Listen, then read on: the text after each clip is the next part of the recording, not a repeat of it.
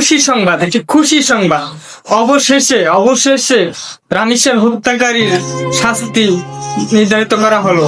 তাদের শাস্তি হলো মৃত্যুদণ্ড। আমাদের বাংলাদেশে প্রতিটা দর্শনকারীর শাস্তি মৃত্যুদণ্ড হওয়া উচিত। কোনোভাবেই তারা যেন রেহাই না পায়। আইনের ফাঁক ফোকর দিয়ে অনেক আসামি আছে যে ভাগ হয়ে যায়, জামিনে চলে আসে। মাননীয় তারেক রহমান প্রধানমন্ত্রীকে বলতে চায় যে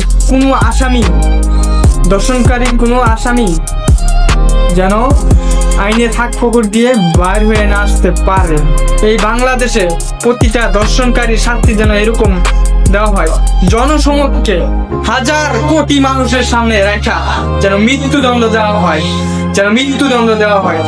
যেন এরকম অপরাধ করার আগে কেউ অন্তত 10 বার ভাবে। আরো বলতে চাই যে মা বাবাকে, গার্ডিয়ানকে, আপনারা আপনাদের বাচ্চাদেরকে যদি পারেন সেফলি আপনাদের বাচ্চাদেরকে স্কুলে নিয়ে যাবেন, স্কুল থেকে নিয়ে আসবেন।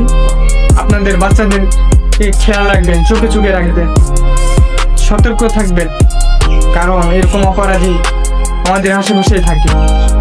বুঝতে পারলেন? বাবা মারা, আত্মীয় স্বজনরা, ভাই বোনেরা সবাই সতর্ক থাকবেন, কারণ শত্রু দূরে থাকে না, শত্রু ঘরের দুয়ারে থাকে। বুঝতে পারলেন? তো সবাই সতর্ক থাকবেন।